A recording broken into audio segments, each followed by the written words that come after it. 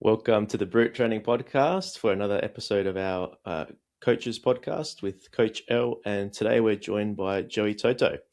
Gentlemen, how are we? Doing We're well. doing it. We're here. We're doing it.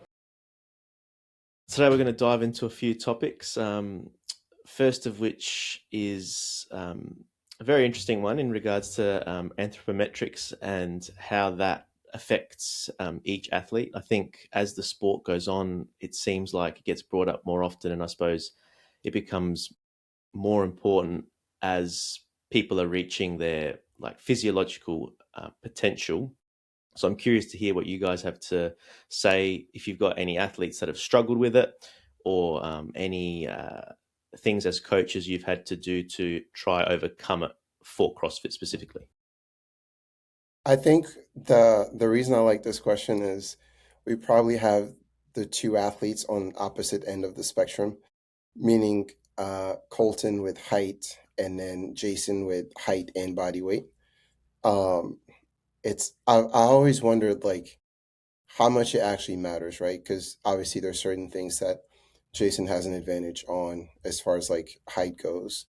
But do you think there's like a limit? Do you think there's more pros to Colton being the size that he is, or more negatives? That's a really good question. I think it. I think what happens is it highlights discrepancies in programming a lot. I think like a well balanced programming of a competition, it should be a negligible factor, right? Colton he can get really lucky with programming. If it's squat heavy, the dude's going to win a lot of workouts, right? Conversely, if there's things that benefit Jason, which is like in comparison to Colton, like traversing distances or something where like longer levers are an advantage, right? Like he can't get programmed out of workouts. So I think in regard to CrossFit, like it really does come down to programming in that sense of things. Now, if you're just looking at them, I think that's why Colton does great in the open sometimes, is some of those workouts are just kind of like wheelhouse for him, just in terms of like cycle rate. And that's just kind of how the open is like you can only do certain things. But then if you look at Rogue, they had that like hand over hand sled pull, and he just got buried on it because he was doing two pulls to Jason's one. And it's like you just can't Yeah. overcome that. So I think for him, I think for Colton, the lows are lower than Jason's are, if that makes sense. But do you think it's like I think like a lot of times we confuse that like okay, he has shorter range of motion, but like the dude also Mm-hmm. has the best squat in the game. So like we can say, oh, it's the range of motion, but no, he's like really freaking strong. Yeah. So like Yeah. do you think the limitations are like do you think they're like things that you can fix in training, or is it like no matter how much time you put into it, he's probably going to take bottom of the field in those types of events? No, I certainly think you can fix it, and we certainly are trying to, right? Like, Yeah. if I didn't think we could fix it, we wouldn't be training the way that we're training right now. Yeah. Um, you have to kind of just go back to the drawing board and be like, all right, if this is kind of the cards we're dealt, how can we maximize your efficiency on those movements? And that's what we're trying to do, right? We saw it, you and I talked about that with his running at the semifinals, not last year, but the year previous, right? Because people are Yeah. like, there's no way Colton's going to do well 800-meter repeats, you know, barbell cycling. And like, we got better at running just by working on his form. And we were able to, turn him into a little bit of a rabbit. So I think that you can absolutely fix a lot of things, especially with CrossFit, because like I think we're still just trying to be generalists at everything, and our general capacity is still very elite in Yeah. compared to like the average human, right? But I don't think that like we can still maximize our potential and still be very good at that, if that makes sense. Yeah. How much of a percentage do you think anthropometrics like hold someone back? Like let's say let's say you're like, well, I want to say you're like 6'4", but like James won the games being 6'4", and people will say that, oh, it was the programming incomplete year, but it's like, nah, Yeah. he's just really good at a lot of things. Yeah. Yeah. You know, I yeah. like what percentage would you like give that as? Okay, despite 2% of a limitation because of your size, you can you can still be great, basically. I mean, that's a tough number to put on this thing. I think that number, I don't know. I really don't know. That's a Do you really even good think about question. that? I don't. I try to just look at like what are, because I'm like I can't change your dimensions, right? I'm like to me just worrying about that doesn't make a ton of sense. I just look at like what do you suck at? Let's get better at Yeah, that, right? And I'm for sure, sure. like I said, anthropometrics play a part of that to a degree, but I'm kind of like the school of thought where it's like that just means we have to work harder at things versus if you just say, "Oh, that's the way it is," you're never going to get better at that. Like, then why are you even trying, right? Like, look at Brent Fikowski. He had a fantastic video about handstand push-ups the other day that I like sent to several of my athletes because he was like, "Oh, I have like these long arms. I'm suck Yeah, at strict handstand push-ups," and he's like, "Oh, what am I doing differently than other people?" And again, it went back to just like changing the way you're training and changing the way you're moving. And I think that has to happen just as an athlete. And I think we've seen that as a trend of like I think a lot of people get started with CrossFit, they move one way, and then they realize, oh, if I want to get better at this, I need to move it a completely different way. yeah, Do we yeah. think That's that interesting. it's potentially got to do with the ratio of body weight to height? Because if you take someone like Colton and you reduce his body weight by like 30 kilos, which if he was like an elite runner, he would be around that. He could, like, there are like elite runners that are short, maybe not, Olympic gold Hmm. medalists, but they're not. Whereas, like, I would almost say that his weight to per foot or inch ratio would be higher than Jason's. Explain that. I don't understand Like that. his BMI almost. Yeah, for lack of a better term, I know it's a terrible for like in regards to Yeah. telling if you're Yeah. obese or not, but Yeah. in this But it instance, gives you that ratio. Yeah. it does exactly right. It's a good question. Do you Yeah. I understand wonder what I what that mean now? is. Yeah. No, I still don't understand. So, like for per centimeter or not centimeter, per inch of height, per inch of height, Colton would have more body weight than Jason. Because what's Colton like? 90 kilos, 80, 90 kilos, 90, he's about 200 pounds. 200 pounds, and Jason's what? 220. 220. And he's like Yeah. 3 feet taller. Yeah. I think Colt might have like a higher BMI. Yeah. Yeah. So are you That saying is that's a good thing or that's a negative? Well, I'm saying that I think that would be interesting to talk about because that ties into the anthropometric, because obviously that doesn't fall under anthropometrics in terms of length, limb, and height and all that sort of stuff. But I think that's one of the things that would limit him from potentially being as a better runner is because he has to carry the weight to be able to Ah, do well in the other things. I see what you're If saying. if Joey put him on a diet of 10 calories a day and was like, "You're going to become the best 5K runner in CrossFit," Do it you okay? I like that question, George. So would is there a scenario where you would go, Colton, we need to lose weight? Like you don't need to get stronger. You can keep your strength where it's at, but if you weigh 10 pounds less, you will be top five at the run event at the games. honest to God, like his weight has never crossed my mind. I've never been like, hey, you're too heavy. Like, if anything, it's been the opposite. He's like, doesn't eat. And we're like, dude, like, you can't live off beef jerky all day because he'd be driving the tractor and just smacking Slim Jims all day. And I'm like, bro, we can't do that. Like, we need to eat. Yeah.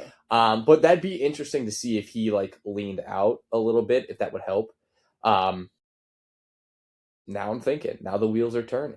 because Maybe it's a cost we, benefit analysis, right? Like if yeah. he won the back squat at the games by that much of a margin, you're like, okay, we can afford to lose X amount of pounds on this lift, Yeah. which you would imagine would happen if he lost a significant amount of body weight. And if you're going to get that trade off on the run, Mm-hmm. the juice could be I, worth the squeeze. That might be, the thing with him is like going into the games, he had a couple like, little injuries and stuff that we're kind of working around, but he didn't squat. Like he doesn't squat now. Like we don't let him Yeah. squat. Like he doesn't do thrusters, he doesn't do pull-ups. Like now he's going to do them a little bit more cuz it's like he's going to go do the open announcement, so we just want to make sure that we're like primed for that. But all we did was run. Like all we did leading up to the games was run the best that we could, given kind of like how his injury was. So he is just like one of those naturally gifted squatters. He's worked very hard to get a damn near 600-pound back squat, but like he's got this weird ability to just kind of maintain that strength no matter what. So it's been really cool as a coach and kind of challenging as a coach too, to kind of like, how am I going to get this guy better at running even more than we already have? So yeah, maybe that's the secret is like, all right, you go back to wrestling days, tape a trash bag to your body, we're shedding some pounds. Yeah. It's a hard conversation to have with like athletes at that level because it's like I'm training like 4 or 5 hours a day. Like if I was supposed to be lighter, I would already be lighter, you know? Right. And it's Yeah. like, do you care about recovery? Is that like important to you and all of that? Mm-hmm. I think as long as they feel good and they're recovering from training, like the body will kind of like be where it needs to be. I agree. Do you ever focus with it with Jason? Uh, Yeah, because no. he's thick. So the funny thing is, so he at the games, I think he was like 225, 230. Like not that we like track it, but I remember him mentioning that. And then went to Rogue. We were doing like a lot less volume at the time. He was probably like 232, I believe, or 230, somewhere around there. And then he took that month off after Rogue to kind of like recover and heal. And he lost like 15 pounds. No And I way. think I think it was just inflammation and a lot of like water weight to where it got like impacted so much. I saw a Like, photo of him like when he went to the ranch with the other boys from the Boys Interrupted podcast, and he was standing next to Dallin. I remember thinking, like, I swear there was not this size difference. Like, if you looked at their legs side by side, Dallin's yeah, legs were like twice the size of his. yeah. I think Jason he's leaner right now. Like he's kind of held around that 215, 220 like range. And then whatever happens, like as long as he feels good, gymnastics feel good, he'll probably stay anywhere between like that and like 225. But like we don't really talk about it. We just talk about squatting faster. And that is an anthropometric thing. I don't Okay, I don't know if I would call it anthropometrics. I think I would fit that into like muscle fibers, right? It's like I would put him in that category of uh he's probably more slow twitch than he is like fast twitch. And it's like we're doing so much plyometrics and speed work like every single week to try to kind of like change those muscle fibers, but obviously it's like slow going. And he was a But he was a football player, right? Like, Yes, but see, you hear football player, you're like, oh, he has to be powerful. well, And I I think mean, not necessarily. I was just if he wondering. if he was more fast switch, he'd probably be in the NFL and not Yeah. doing CrossFit. he probably would prefer to be in the NFL if you gave I him know. the Yeah. choice. Yeah. Yeah. Um, That's do actually an you interesting think one. A 10-year career in the NFL or CrossFit Games champion? Which one do you choose? 10-year career in the 10-year NFL? NFL for 100%. Dude, Yeah. I'll take practice squad for 2 years. Over winning the CrossFit Games?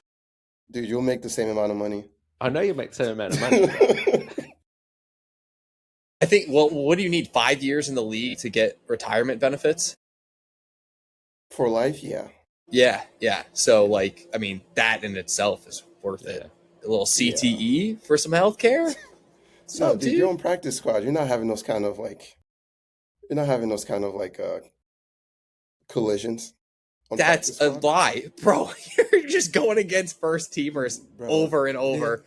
Maybe no, it's but different in see, the NFL because like they yeah, practice different. Yeah, in college they probably kill them. In the pros, it's like they're not going that hard. yeah, Are fair. you letting your son play football? We've definitely had that conversation. If he wants to play, we're gonna hold off as long as he can. Um, the neighbor boys next to us, they play football. They're probably like 10 and 8, and it's changed a lot since we played as kids. Like they are not messing around with like head Dude, injuries it's and things so like much that. safer. Yeah, like they have like, especially here, like the neighborhood we live in is wild, but they have like independent doctors at practices just like monitoring, and Wow. like if you even think you have like a little bit of like a you got your bell rung, you're out the next practice. Like they are not messing around like we were. So I don't know. George, All to be said, like I'll see what he wants to do. I don't know, but if he wants to yeah. play, I'm all for it. But I've got a It partner depends who, what position you play, doesn't it, as well? Like, Yeah, be a lineman or a quarterback. The rest. the he's George, rest gonna are be a you just kicker. familiar with Oklahoma drill?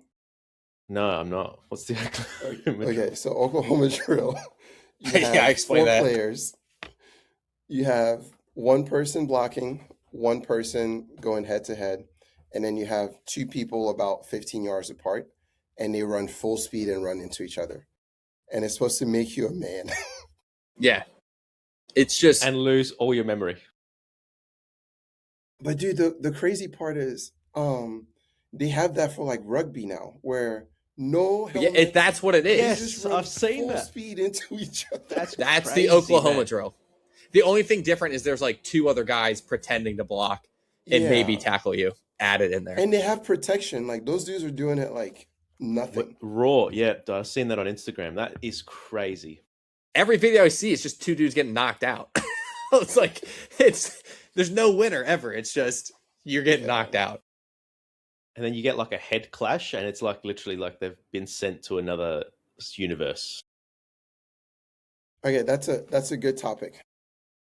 Of all the sports, let's say 10, 15-year career, where do you think CrossFit fits as far as how much damage it does to your body once you retire? I know we don't have like a ton of data of like 15-year careers, but like the Rich Fronings, the Will Morads, the Scott Pinchicks, like where do you think that like 15 years of like training for the games and being elite does to your body once you retire Compared to other sports, compared to other like where's it sports? ranked?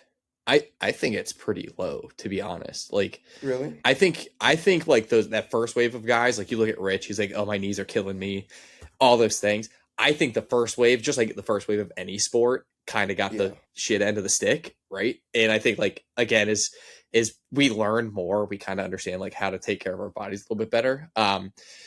But I think like when it's all said and done, like that's the point of CrossFit is like you should be able to do this forever. You don't need to actually Becca Voigt said this to me. She's like, you don't need to retire from CrossFit. She's like, I hate when people say, oh, I'm retiring. It's like, just quit training really hard and still go do CrossFit.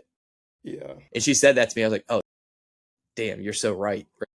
But that's the beauty of CrossFit. Whereas if you look at like NFL, you're dealing with CTE, complete ACL tears. God knows how many broke. Look at Julian Edelman. Every time I turn on his podcast, his one finger is like turned sideways. And I'm like, we don't have that. Right. So I think it's pretty low compared to other things, but I think there's still a risk of injury. But even like if you look like competitive runners, like those guys don't run into their 60s. Like Yeah. they're just because you've put so many miles on your body. I don't know. That's kind of where my head's I at. I think we have to like the people that have the 15-year career have different genetics. Like Mm-hmm. you can't compare like LeBron to the guy, what's a good example? Jalen Rose or Grant Hill. It's like there's guys that like get like messed up early and they kind of deal with it at the end. I wonder if like those types of guys that they suffer one injury and then they're never able to like train the same. exist in CrossFit. Yeah, Sarah sure. Sigmund's daughter. Yeah, And I she's think yeah. anecdotally, like I own a physio practice here in Adelaide, and you see we've got sort of a strong CrossFit clientele base, but you still see way more anything with contact, any contact sport, any sport where you're forced to deal with factors outside of your own. Like we're lucky in CrossFit because really, in essence, you've just got to worry about yourself in a lane. There's the odd event like where they're out on a swim or on a run where they're all together and they might bump elbows a little bit, but I wouldn't call that, contact sport or anything like that. Yeah. So you really just got to worry about how you move and like you're in control of that. Anytime you're in control, the likelihood of an external factor impacting the way you move or something like that's a lot less. Like you see in soccer or American football or the football we have here, it's always how that those external variables like interplay with you that usually causes the injuries. And what Joey said is true. The runners, like, because running, there's a huge running wave in Australia at the moment. There's run clubs everywhere and stuff like that. And you're seeing people that have not run for 10, 15 years or exercised for 10, 15 years. They start running again and they think they have the right to just go out and start doing, 20, 30, 40K weeks.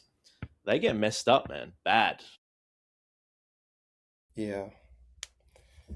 Do you think that like gymnastics, like the retirement age for gymnastics is like 22? Do you think that's like physical, or as you get older you just develop fear? Oh, I think it's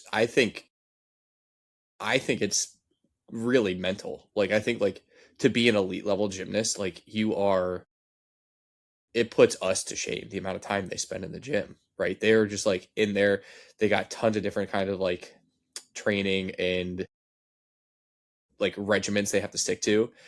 And then you're doing it at an age typically where you're trying to work around school and things like that too. So I think it's like burnout's very real. I think that's why. But then like I do think like your body changes in that time frame as well to where it's probably like harder to do some of those skills at the higher end. But I I'm sure like I don't know, like there's probably a ton of crazy injuries in gymnastics as well too that will lead to that. Yes. But I think for the most part, like burnout is real because like my wife was a very competitive diver and it's very comparable to elite level gymnastics, and she was like she got burnt out before she even hit the end of high school, and she was like on the Olympic track. She was like the girl who won the Olympics at the last uh ones is like a girl she competed with regularly. um and she's like I just didn't have it between the ears, like you're just doing it over and over and it's so repetitive, and like to do that I think like it's just a ton of pressure on your brain. Where How much does like the mental side of things like matter, like In in CrossFit, CrossFit? I think it's a lot. Honestly, Okay, like let's say I'm fitter than you, but I'm weak-minded. Am I then you beating you every lose. comp? I No, lose. if you're weak minded, yes, I think the power of the mind is so strong, and I think like um if there's any doubt or reservations about you've seen it play out before. It's like that last event on Sunday, and it's like you might be neck and neck with somebody. I think the stronger person mentally wins that. If you go into that event feeling a little bit down, a little bit sad about yourself, like you've already lost. Like you have to be able to kind of like shut your mind off and go to that dark place at certain times. And I think like fitness can carry a very far, percentage of that journey. But like if you lack that mental fortitude to finish through, you lose. That's my take. Do you If I think have it's Matt Fraser lungs, you don't think I'm still winning? No, I don't. Like I think like no, Okay, I don't. I okay. think that like good. Am I dropping outside the top 10 because I'm weak-minded? No, no, Okay. no, So it doesn't no. matter. It But doesn't matter that much. I mean like talk like I mean Jason this year he was like, right there. You think if he wasn't as strong between the ears, he finishes the weekend and wins? Like I think like the dude is really good between the ears when he has to be. And I think like he can put that pedal down. If he was more positions out, would he have? Okay, that's probably a good question. Is if he was further out, would he have had the same results on the last day as he did when he knew he had a sniff and was in with a good shot? Like you're saying, if he wasn't wearing the leader's jersey going into Sunday. Correct. So, say he was fifth or sixth, it might still be mathematically possible that he could, win. But I think if the points showed that if the points were close enough that he still had a chance to win, and you have the same events, those are like great events for him. I think he still wins. so it's really I about think hope. just because of the events, it's like Hope. You need hope. Like, well, if you it's put Yeah. true. Saturday's events on Sunday, maybe we're not so confident. So order and hope. Well, I think as an athlete, you need to have, I can speak anecdotally just for myself, is that if I know that my best is going to be good enough or competitive, you're willing to sacrifice the pain associated with it, right? But if you know that you can fucking kill yourself and you're still not going to be competitive, it's really hard to go to that place because it's not worth it, right? Right. Yeah. Yeah. I think those are And two different conversations too. I think that's the key, right? It's like very few people know that like if I kill myself, I will be very well rewarded. So it's like, are you willing to kill yourself and maybe still get nothing out of it? Get out of it. Yeah. Yeah. Yeah. Like that's training sometimes, right? That's a good segue into Joey as an athlete. Talk to me. So I don't know what I was doing. I was looking at the leaderboard and I was trying to figure out like Ryan and Zach's old finishes.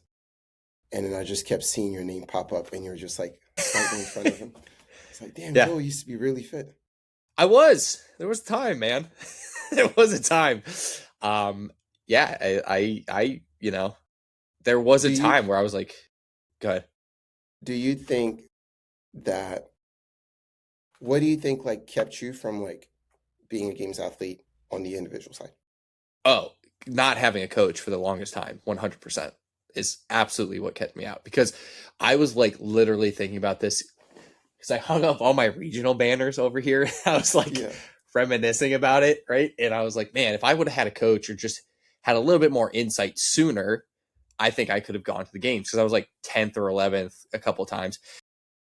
And I think I was always just a little bit behind the 8 ball in terms of what I needed to work on. Because I would like go to like, I only ever did regionals. Like I didn't like doing local competitions. I kind of just saved everything. I think if I would have had a coach, maybe would have pushed me to compete a little bit more, I would have gotten a little bit more experience on how to do that. And I think like I didn't work on what I needed to work on really till I met UL. Like that's when I was finally like, oh shit, like I need to do more gymnastics density work. I need to learn how to walk on my hands better, and like all the things you highlighted, right? Because I can remember in like I think 2018, my last individual year of regionals, I thought I had like the best shot ever. And I just made like some stupid errors early on that I think kept me out of the conversation, because like I think I took third on the first workout. That was the 333. And I was like, oh, I'm like, I feel great. Right. The next workout was Linda. And it was like in training, I fucking crushed that because I was on this like 5x10 bench press progression that I put myself on. And then they announced bench press at regionals. I was like, dude, I got fucking lucky. I'm going to crush this. Right. But I ran that 333 so hard. Like, I mean, I smelled like ammonia after. I pushed so fucking hard. Maria was like, my wife, she's like, what, did you dump something on you? What is that smell? And I was like, I just destroyed my body. And then I didn't have like a nutrition coach or anybody helping me out. So like I didn't eat between those events. And then I just got like buried on lifting heavy barbells and stuff. And then it just kind of went downhill from there. So I was thinking about it like, man, if I would have had somebody just like coaching me up a little bit more on those things, like I definitely could have knocked on the door a little bit. So let that be a good get a coach, guys. Like if you want to do this thing, man, get somebody. Yeah. Joey, real quick, why don't you share with George your night before carb up meal? This wasn't a night before. This is a daily ritual. Like this was like I've told this story plenty of times, but like I early in my career I was like I would train under like Graham Holmberg and like some OG CrossFitters, and they were like zone diet. They were just like chicken and broccoli and blah blah blah blah blah. And so I'm like, that's how you have to eat at all times, right? So I'd be at like regionals and I'd be like eating in between events, just like and fucking chicken and sweet potatoes. I'm like, this sucks, right? So I was like, I need more carbs in my diet. I'm like 180 pounds soaking wet, so I would just every night eat anywhere between 20 to 30 Oreos dipped in peanut butter That's and whole milk. And like I did the math one year, I think I ate like 4 to 5,000 Oreos. that's a good laugh, man. Like, yeah, it was fantastic, man. Like I loved it. It's like still my favorite meal in the world. Just dip them in there. But now I can't eat 20 or 30 at a time. But I there love was that a you time. classified as a meal as well. It was absolutely. I think anything over 1,000 calories is a meal. So I was just putting them away. And then Elle would get mad at me because we'd be at the games and he's like, what are you doing? And I'm like, this is part of it. This comes with it. Like, this is the deal. And he's like, please eat something better. Dude, I think the thing that gets in the way is like those athletes that maybe haven't like broken through and been like professionals. They're still living how you're living, how you used to live. Right? It's like 100%. Yeah. they don't like turn pro in a way and like do the nutrition, do the rehab, go to the chiropractor. Like they don't do any of those things. And I think that would make like a 3% difference in the progress that they have if they just fix nutrition and how they recovered. Yeah, and I think like that mindset of treating it like, oh, I want to be a professional athlete. What are the other professionals doing? Is like you said, like that can honestly make or break a lot of things for you. I think in my case, I was like, I always kind of wanted to like do it on my own for some reason. Like I was like, no, I know what I do. I'm smarter than everybody for some reason. I'm like, you're not. Like, get help, you know. But like, growing up is a part of it. I think the sooner you do that, the better chance you have at progressing in the sport. Yeah. How old were you when you stopped competing? I stopped competing in 23. That was my last year, right? Yeah, that was my last year at the games. I went team that year, so I was probably 32 at that point. And I had been competing since I was like, I want to say 20. Yeah, 20. Long time. Yeah. Yeah.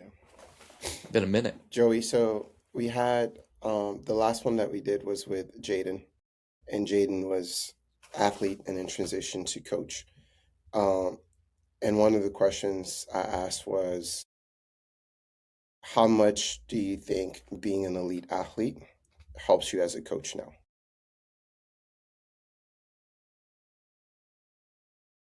I think you almost in my opinion, I think you almost need that sometimes. Like you have to kind of like have a better grasp of what you're trying to do and what these guys are trying to do. And like I've seen it myself just in weeks past where I'm trying to get back into training a little bit more. And like I can see that reflected in my programming. Cause like for a while, like I wasn't trying to work out. I was like I'm just gonna take some time to myself, not do anything. And then I almost lost kind of like what it felt like, right? So now as I'm writing these workouts, I'm like, oh, I know what this stimulus is going to be a little bit more. If I'm trying to compete on a semi-final, like I have guys who are trying to make it to semis. I'm like, I understand kind of what it takes to get just to that semi. I think so where you have people who haven't like walked the walk, it can be a little bit harder. Not to be said there aren't people who can do it, right? I'm just saying it can be a little bit harder to kind of like put yourself in their shoes, so to speak, and understand like what kind of can be barriers to training or, roadblocks for them as well. Yeah. That's awesome. With that question, how come we don't have how come the the best athletes don't turn into like the best coaches? The best coaches. Well, I think Sometimes. that's just personality types. I think that's what that is. I think like to be a good coach, like you obviously have to have kind of like the knowledge, right? But you also kind of have to like know your audience. How do you communicate with them? Like, can you convey what you're trying to accomplish in training with your athletes, right? Are you coming off as a complete pompous dick like Bill Yeah. Belichick? Like he was a really good coach, but you can ask his players, like they'd be like, man, if you weren't with this program, you were gonna hate being here 100%, right? Like but like some people thrive in that, right? So again, it comes down to like personality types. So some people like the former elite athlete to be their coach, even though they might not like have, I don't know, the best I way of find doing that it. like someone Jake Marconi told me a story, and it was about him training with with Matt, and they were talking about like some bike piece, and Jake was like saying like how his legs burned, and Matt didn't comprehend why his legs were burning because I've he heard him never say that before. Yeah. he never He's like, what are you experienced that. talking about? Yeah. Like, yeah, again, like if you don't understand what your athletes are like experiencing, like how are you going to coach them really? So I think that can be tough. I think Matt's an interesting I case think it's study like for that problem point, solving. but It's like yeah. if you really struggle to like get fit and like let's say you tried, you probably tried a lot of different things and learned a lot in the process versus Mhm. like I did 5x5 and my back squat went up by 30. Now It you worked. think Yeah. everybody that does Yeah. 5x5 their Five by back five, squat five by should be, five, five by. Yeah. Right. Like it. and then it's like no, now I got to do box squats, I got to do low bar, I got to do some chain work, and it's like you try all those things and Yeah. it's just like trial and error. Yeah.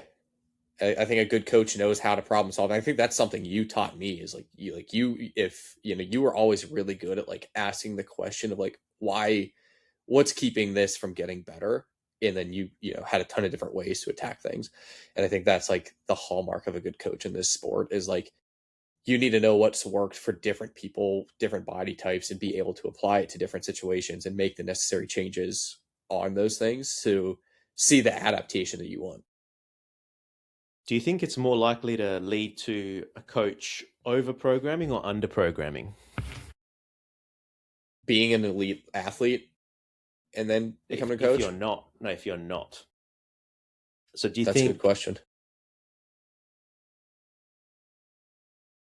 I've seen it both ways. I've seen people who, might not necessarily been like an elite athlete and they want to train elite athletes and then they're just trying to like kill them? overthink things. Yeah, they're like, "Hey, we got to, do this and then do that and blah blah blah." And I'm like, "Dude, what the hell is this?" Like at a certain point, like you just got to kind of do the work. There's a time and a place for kind of splitting hairs, but I think there's a fine line between it. Like you can certainly go too far into the weeds sometimes. Yeah. Um, this is my last questions, and then George will have his. Uh, tell us, tell us the biggest difference between brute and proven. Bis- rem- remove Tia, Yeah, remove Tia, removed you. and it's like I feel like no, I'm not gonna add anything to that. Okay. Yeah, Wherever you want to take that You're question. about to answer the yeah, question. I was, I yeah. was, So, I was. all right. So, like, for those who don't know, like, I was a brute athlete, like, for a while, and then I was a brute coach, right? And, like, you were my coach, you were my mentor, you taught me how to do all this stuff, right? And I had a really close relationship with you. Like, even Torres, like, I felt like I could always, like, text him and ask him questions. And then, like, aside from that, like, I mean, like, DC's a good dude. Like, you were all good dudes, right? And then when I joined Proven, like same thing. Everybody over there, just fantastic people. But what they've done a really good job of, and I'm sure this has changed since I was there. But what I really enjoy about it is it feels like we are like such a tight group of individuals that are like constantly sharing information, and like the communicate, like our group chat's always blowing up about things. People are just dumping ideas in there. We're talking constantly, and it feels kind of more like an office setting, if that makes sense. Like Where the office or an office? both, both. No, but like it just feels kind of like everybody there's on the same page, and we're kind of moving towards one goal. Whereas when I was at Brute, like we went through this major transition, right? Like we were still trying to get our feet under us, and that's what I'm saying. Like I've seen it. I've seen the change from then to now. But for where I was at that point in my life, right? I had another kid on the way. I was like, I just need something a little bit more concrete in my life, and that was really like the big catalyst switching over to Proven. So I think for me that's been the biggest thing. And then like in terms of like camp settings right now is like all of our athletes when they show up to train, and the guys who are on site, it's kind of like a brotherhood. Like everybody's there just like hooting and hollering, clapping, cheering each other on and trying to talk shit. And it's cool. And like when we show up to do like online semis or quarterfinals or whatever, we make a conscious effort to like put egos aside. It's like, hey man, somebody might beat your score, but like you should be cheering for them to beat your score. Like we're putting all that stuff aside, and you're really trying to like move the whole camp forward by the product that you're putting out. And like that's been really cool to see, because I don't know. Like I don't know how other camps are operating. Like I don't know if you guys are doing quarterfinals as a big group or whatever. I know like Torres kind of had his thing with his guys in Naples, right? But for us, it's just been really cool to kind of get everybody together, and like all the athletes are on the same page, and we kind of only want people training there who are of the same mindset. That's awesome. That's awesome. I will describe, as you were talking, I thought of like the perfect analogy to describe your time at Brute. I would describe you as Calvin Johnson and the 0-16 Lions. Complete dysfunction, but man, could I catch touchdowns. Yeah. But hey, look at all the good things that came out of there. Matt Stafford, right? Like, Yeah. Yeah. hey, Dude, I feel like even though maybe the company wasn't like the most functional, like the one-on-one side was like we're still like 100%. coaching our butts off, and I felt like at that point in time, we were really kind of carrying the thing. Like, I mean, yeah, I don't know what I'm allowed to and not say, but I yeah, had you can fun swear. there. Like, oh yeah, I mean, like It was, we it carried the was a good thing, time. right? Like there was like things that were just happening behind the scenes where you were like, what, I don't know, I'm just not going to concern myself with that. Like we got a good It's thing like going with the one-on-one, don't and don't look like, don't look on Instagram. yeah, right. Like, yeah, hey man, like that's over there, we're here, and we had a really good thing going. So like I reflect back on that time very fondly because I learned so much from you guys. Um and it was awesome. Like I just really enjoyed it. And I'm really stoked to have the opportunity I have now to kind of, like you said, take Tia out of it, right? But like I still get to work with like some like the best athletes in the world, whether it's mine or the other people. Like, when we're on site, those guys want to hear what you have to say, like, which is cool because like they don't just rely on like their coach in those situations. It's like, hey man, if you have a piece of advice for somebody that might help others, like share that with the group, because it goes a long way into making the whole thing like get elevated, because when somebody sees somebody else trying harder, everybody else is going to try that much harder. So it's been really cool. That's awesome. I have another question for you both.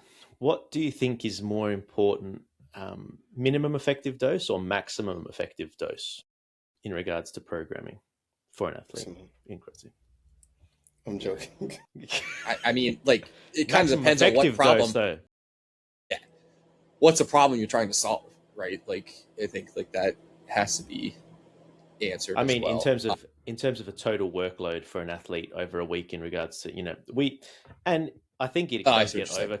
over conflated in regards to people might spend 6 to 8 hours in the gym, but you could say that to someone who doesn't know what CrossFit is. They think that you're like literally doing metcons for 8 hours a Yeah, day. Yeah. non-stop. And we all know, like, there's the Are we not faffing supposed to do before, that? the faffing after, and Wait, what? No, I think like for me, and Elle, you taught me this, is kind of like time and a place for a lot of that stuff. Is like, you know, when does the volume need to increase? When are we trying to get competition ready and things yeah, like that? You know, closer to the games, we're crushing them. We're just getting them all used to like the intensity and the volume of things. Whereas like, you know, right now, like you don't need that. Like you need to just like make sure that like the workouts are hitting the appropriate intensity, you're recovering, and like the needle continues to move. And, like the least amount of volume you can use to do that. I think the trouble is finding what the minimum effective dose is. I think a lot of times you have to like push the limits to like figure out, okay, I need to do, in order to create adaptation, this person needs to do 150 strict handstand push-ups a week if I'm gonna see any type of improvement. And it might take you doing like first starting with 100, then going to 125, then going to 150 to figure out, all right, this is a sweet spot. I can kind of stay here.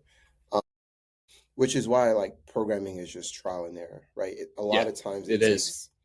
it takes months to figure out, okay, this is what's going to work. And sometimes you're like, you're racking your brain. You're like, it's not working. I know it's not working. They say they feel fitter. I don't think they're fitter. I'm not going to say anything. I'm just going to keep trying. keep Yeah. trying in the background. It's a process, man, and you got to kind of explain that to people, right? Like how many conversations have you had with people who are like, oh, I want to go to qualify for a semi even, right? In like this year. I'm like, man, look at these numbers. That's not the case, right? We got to kind of figure out like what are you missing and how long it's going to take to get you there.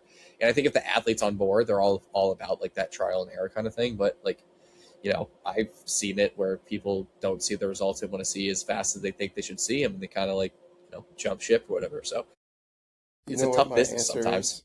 You know what my answer is to that? Do you have a passport and have you ever been to Korea? We're gonna go to a different region, guys. Hey, it's open borders now. You can go wherever you It is want. true. Yeah, yeah, that You is just got to true. be Do willing you to guys miss? travel. I miss the old format personally. I Do you like miss the open East and border? West. I would love to go to two semis. Yeah, I agree, man. Like it I is such miss a East pain and in the West. ass. Like it is. I'm just trying to figure out life. Like I got a real conversation coming up because my daughter's like, you know, she's like graduating preschool, but it might fall on the same weekend as one of these semis, and I'm like, fuck. Yeah. Pardon my How many French, do but you how many do you have to go to? um, I think I'm scheduled to travel for 4 semis right now, and then a 5th travel for the Open. I think that you said you'll be at as well. So, but that's like during the week, so that's not that hard because they're in school. Like it's the weekends where you're like, what am I going to do with Which these one are you children? going to? What do you mean? Which semifinal? Oh, Mayhem Syndicate. I'll probably go down for quarterfinals to Nashville, and then um, potentially like the online semi as well, just depending on like what my roster looks like for that. Who needs to do what? You're not going to South Africa for your African guy? Red Wayne? I'd love to, man. He's awesome. He's dude. Oh god, that is my one regret last year. He almost made it. But honestly, like if anything, if there's any other schedule, Torian might be a conversation because I'll have like I, 7 or 8 athletes competing there, and I'm like, yeah, that's you a gotta go, lot. man. You gotta Yeah, I go to know. Australia. 7 I athletes.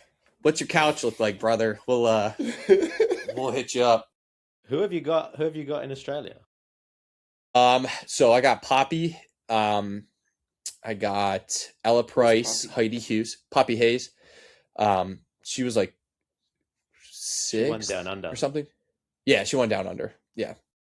So I got her, Ella Price, Heidi Hughes, Brioni Chalice. Those are my girls, and then Isaac, Hiko, and then there's this other guy, Ben, who's got an outside shot at qualifying as well. So got a couple guys there. Act.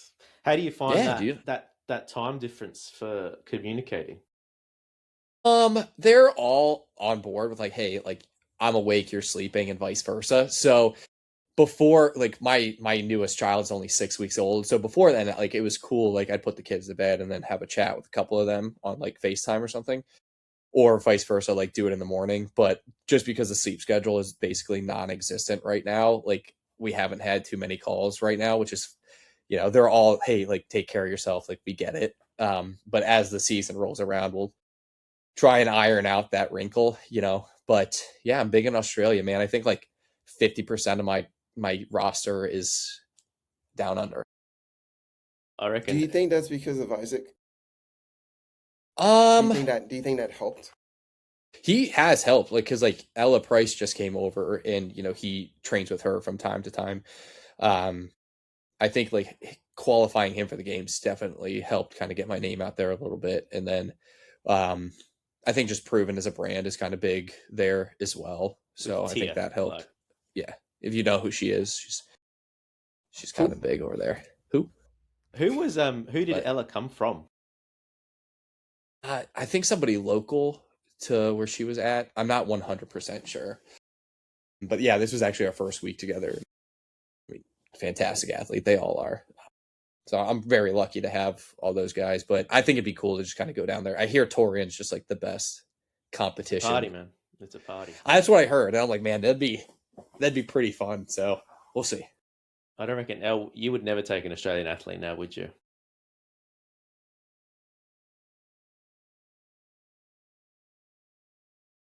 That's why, just because you don't want to go. Like I have to think about it now. The way it is, it's like I have to basically go. The only semifinal that I may not have to go to is Australia and the African one. No, You're gonna actually, go to the. I'm You going to gonna? You're gonna go to Korea. Korea. Are you? Are you really? Yeah, I'm going to Korea, and I'm gonna go to. I'm fingers crossed that Aline qualifies at French Throwdown. Otherwise, I'm going to Africa.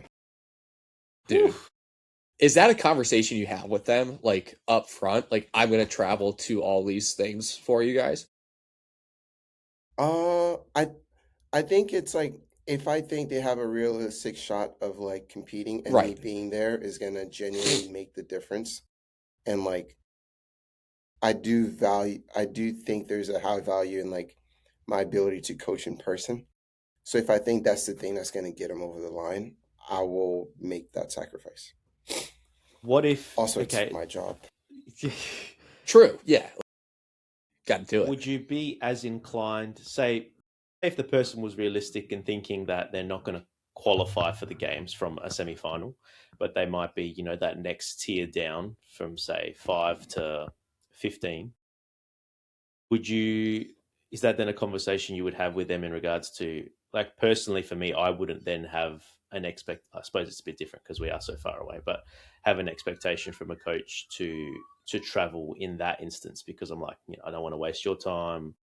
Not that like you're wasting time, but if I knew or thought that I was a shot for qualifying for the games, it might be a bit different because like you're trying to eke out every little bit extra, um, because it's a lot. Uh, I I don't think I would travel if they didn't have a shot. And it's mainly for like financial reasons. Yeah, of I'm course. not a millionaire. Like these European flights, first class is expensive, man.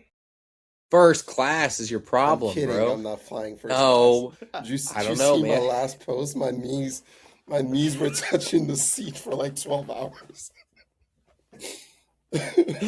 That's awesome, dude. Hey, man, you're a good coach. The sacrifices you make, they help us. Yeah. You guys in Yeah, America which is why complain I have so to much be about careful about traveling. who I like take on.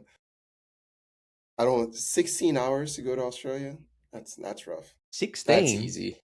That's one of the flights. Exactly. I was going to say, Yeah. it's like, it's over That's the 20, longest man. one, If we right? want to get to Europe or America, it's over 20 hours. There's no way you can No do it for under way. On 20 one hours. flight? No, no, no. Like Okay. it's always two flights usually. So the only way you'd be able to do it quick is if you lived in like Melbourne or Sydney and you just flew direct to LA or Dallas. I think they do now, but even Dallas is like that's a 19-hour flight. Dude, Get one the of hell the out of here, when I dude. was when I was coming back from Rogue, I got like a email as I was like checking in. It was like But upgrade to yeah, first class for like $400. And I yeah, was do like, it. yup. And I did it, and I was in like one of those cubicles. I didn't want to get off the plane. Yeah. I was like, It's I hard to watched go like, back. It's hard to go backwards, man. Yeah, Once you that's the go the problem, first man. time, it's hard to yeah, go but see, backwards. I will only do it if I get that option again. Because if you buy Yeah. it outright, it's like $4,000, and I'm not doing that. You got to use the points, bro. I don't use credit cards. My wife won't What? let me. Why? I've had bad habits in the past. Well, that's your own fault. Too many first class flights. when I was 18, this is how I got started with credit cards. When I was 18, I'm going It's to like free college. money. My parents gave me a credit card, did not explain to me how it works. They're like, for emergencies. I maxed that shit out so fast. I was buying drinks. Yeah. Oh yeah, yeah. Been there. Emergency drinks.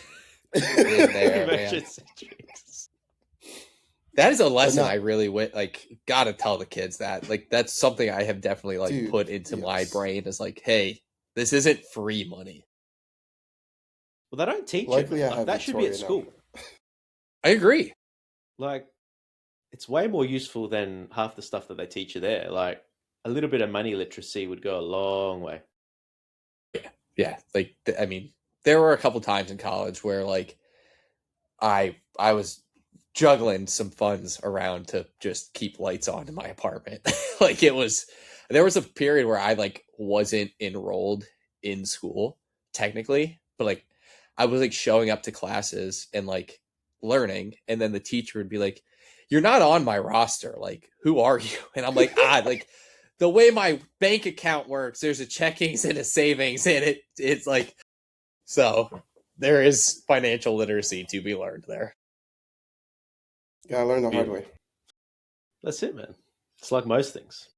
Now, we got a new segment to wrap up the show that we're going to be doing with all our guests. It's a speed round of questions. Now, we got a maximum of 22 questions, and we'll do a minute, and we'll see how many Joey can get through. Do you want to start a clock for me? Yes, I got you. I'm so nervous. You ready? These are random. Give us a countdown, Al. 3, Wait, 2. wait. Clock starts at the end of the first question. No. Why? Because if he reads It's a minute. slow, It's not 30 seconds. It's not 30 seconds. Also to give you context, it's CrossFit questions, like history, fitness questions, like biology and stuff, and then there's some general sports questions as well. and can I pass? Yes, you can pass. Okay. Should we go through the answer? Are we going through the answers as he goes? Or are we going to go answer all of them and then at the end we can Answer go through all of them, and then we'll go through at the end. All right, beautiful. Ready to 3, rock. 2, 1, go. What contraction type produces the highest force output? Concentric, isometric, or eccentric? Eccentric. In baseball, how many strikes make an out? 3. What muscle fiber type has the greatest mitochondrial density? Jesus, pass. How long is a regulation quarter in an NBA game? 12 minutes. What programming principle involves planned reductions in volume/intensity to dissipate fatigue and realize gains? Pass. What country invented the sport of rugby? New Zealand. Which athlete won the CrossFit Games without winning a single event? Matt Fraser. What piece of No, equipment that's is wrong. used to What piece of equipment is used to measure cycling power output in watts? Piece of equipment. Watt bike.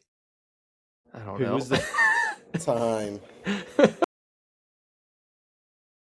Okay, so he got 4 or 5.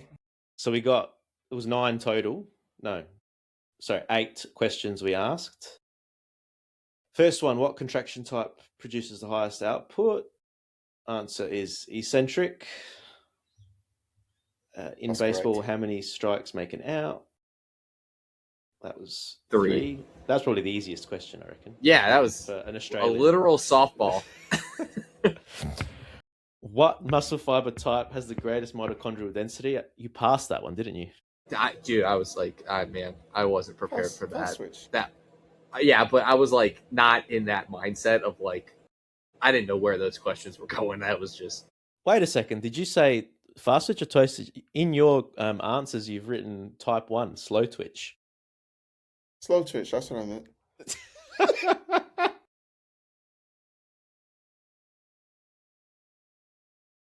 Oh, yes. The mitochondria is the powerhouse of the cell. Yeah. Duh. Slow aerobic training builds in mitochondria. It's easy. Sorry. Joey confused me. Yeah, it's my fault. How long is one regulation quarter in the NBA? In minutes, 12. You got that one right. What programming principle involves planned reductions in volume/intensity to dissipate fatigue and realize gains? That's a long question. Easy. That's easy. You passed that one too, didn't you? Yeah. Yeah, Deload. I was like, I don't. Was the answer. Oh Jesus. My A mind deload, was not bro. on that. That's a trick. That's a trick question. That was a trick question. That was 'cause I a was trick like, question. I was like, that's not what I was thinking at all. Which country invented the sport of rugby? England. There you go. Huh. Didn't even know that. Ooh. Didn't know that. And which athlete won the CrossFit Games without winning a single event? Justin Medeiros. Are you serious? Tia Claire Toomey. Really? 2017. No way. I thought it was Justin. Maybe he did it too. I might Maybe get there's been fired two. now. That might be in our handbook. Like stats you should know. And then the last one was, what piece of equipment is used to measure cycling power output in watts? And that is a power meter. Power meter. So 4 out of 4. 4 in a minute. You got setting Alright, that you bar got the- high. You got the Yeah. high score, Joey. Hey, I'll take it, man. Put it on the board. I almost feel like we should ask the same questions and hope they haven't watched the podcast and saw these answers. That You would could be do it both ways. To like be fair, you know? Yeah. Just random order. Yeah. Same Well, questions. imagine if they've studied it and they just come in and just like smash it. Yeah. 8 for 8. If we do change it, I'll try to tweak the way we write them so that like I can say them faster, because there's some that are a bit of a mouthful. Like the Yeah, L. The deload one. the Yeah. deload one. I'm like, I'm presenting a paper. Listen, I went Less on tense- ChatGPT and I was like, That's CrossFit, what happened. fitness, and sports questions. You and Fair. that AI. Well, gentlemen, Thanks, man. thank you very much for joining us for the second episode of our Coaches Podcast. It's been a good time. Pleasure. Joey, Honored. good luck. Good luck with the Open quarterfinals. Thank you. Traveling, tough decision. Elle and between I are your gonna kids do it and your there. athletes. Athletes, 100%. Elle and I are going to do it head to head out there. Oh, you're Whatever the going to Open do is. it? Really? Who, me? You and me. You versus me. I'm registered for the Open. Me too. Are we going to have a Alright. wager? Did you sign? Is did there you a sign up wager? already? I am on the leaderboard. Sign it up. I'll buy Elle a coffee. He'll buy me Oreos. The only chance I have is if Joey gives me like a 3 or 4 minute head start, or he puts on a Weight vest vest. that makes it so we weigh the same. Okay. Dude, what do you weigh What right about now? What's you weigh We might right be now? closer. I'm like 220 right now. I need more of an advantage than that. I'm 235. All right, that works. Put on one of the lady vests. 15-pound vest. Do you think there's any workout that could come up that you'd beat Joey in? No. That I would beat Joey. Yeah. 1 rep max deadlift. What's your deadlift? It was 600. I haven't done What? that in a while. A long time ago. He wins handedly. I think that's that's the only chance I got. How many Got kilos is that? That's like 270, Yeah. 280, 270, 280. Something like that. Yeah. Yeah. Yeah. Beautiful. Thank you, gentlemen. Enjoy your Thank evening, you. and we'll chat soon. Thanks, George. Thank you, George.